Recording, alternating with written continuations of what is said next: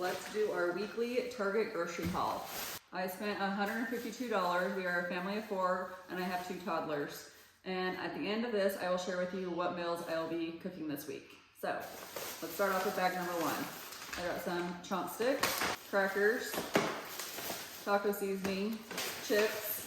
We have avocados, apples, onions. Got some little non-bread deli meat, some ground beef, and turkey bacon. Some Z-bars for the toddlers, Miracle Whip, dried beans, ranch, body armor, potatoes, jalapenos, cheese, mandarin oranges, bananas, celery, cucumbers, carrots, lettuce, pepperoni, some chicken sausage, chicken meatballs for the toddlers, hash browns, milk, blueberries, half and half, whipped cream, egg whites, and some yogurt. I think that's it. Oh, some non-dish soap.